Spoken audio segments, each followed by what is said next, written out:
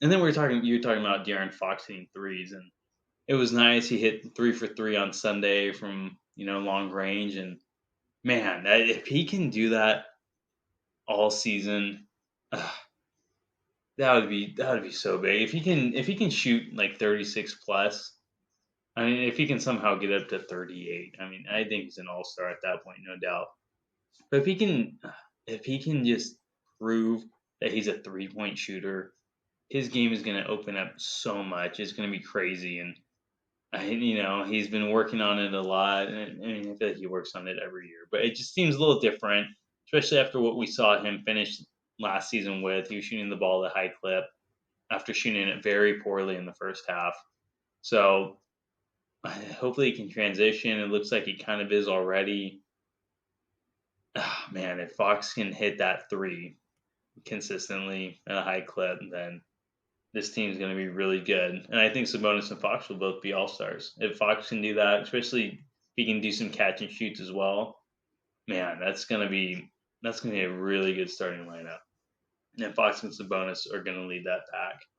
But even if he doesn't, I mean, it's still the best starting lineup we've seen in a very long time, and you can only be happy about that going forward. And look forward to see what they can do during the regular season.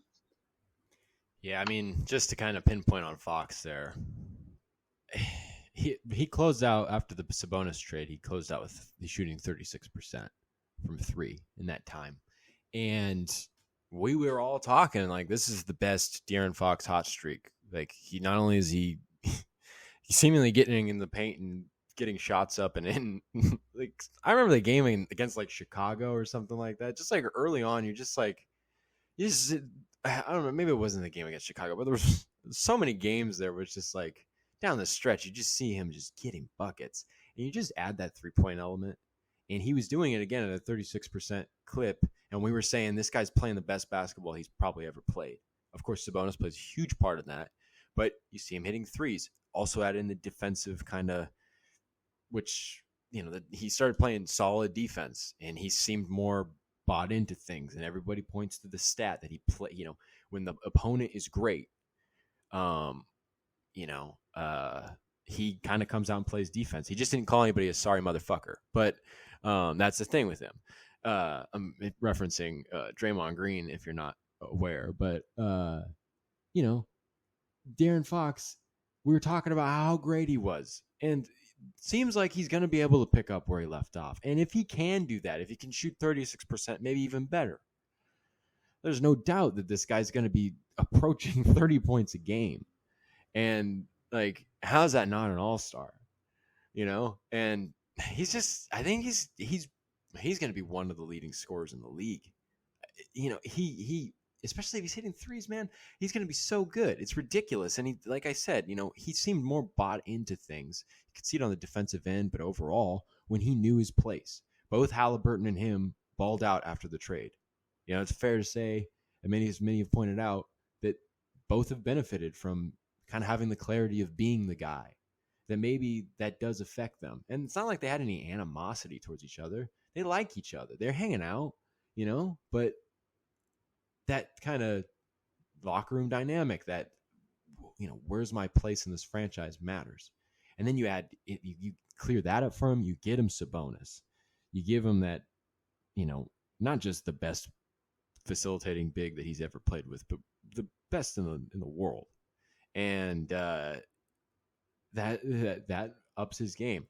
You bring in Mike Brown, who teaches this whole, you got to be active, moving, competitive spirit on defense, all these things. His coaching staff of Luke Lux, who had him, who was in Italy with him, working out. Like, it just, all things are pointing to that. And man, I don't know. It's just, like I said at the beginning of this podcast, it's like, there's so many things that are like, wow, I kind of expected some of this, but even so, it's like it's even better than you expected in a lot of ways. And it's early. I don't want to get ahead of myself here. They haven't played a regular season game. They've only played 2 preseason games. But it's just like all signs are pointing to being on the right track, which is all you can ask for right now. And it just makes this all the more likely. And man, we were talking about it a couple of weeks ago. Like, oh well, most likely it'll just be Sabonis probably being an all-star. There's a good chance that Sabonis will be an all-star, especially if this team's winning games. And we were kind of like, yeah, it's kind of hard to have two all-stars, but it's just like, if Fox is doing this, then he's that. Then he's gonna be an all-star. And it's just like I said, things are headed in that direction as it stands here in early to mid October. That, man, Fox it's crazy to think about what he'll be able to do. Yeah, it just seems like Fox is really primed for a big year. I mean, we all thought he kind of was last year after he scored 25.2 points a game the season before last season. So 2 years ago, and you're like, okay, like, dang, 25 points a game. He's going to come out and have a huge year.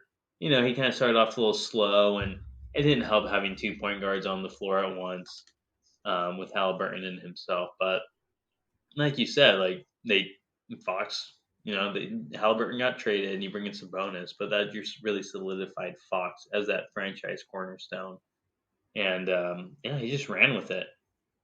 And full season with Sabonis ahead, and just playing off of what he was doing at the end of last season, he's just poised for a big year. And if he's poised for a big year and Sabonis can keep doing all-star worthy things, then what does that say about the Kings and where they can do this season? I expect big things all around, and I'm not saying like a 6th seed or a 5th seed, but even like pushing for an 8th seed or even the 9th seed. It sounds like such a lame goal, but it's baby steps, and from where this franchise has been for the last 16 years, that's a big step in itself, and I think they can really do that and surprise a lot of people.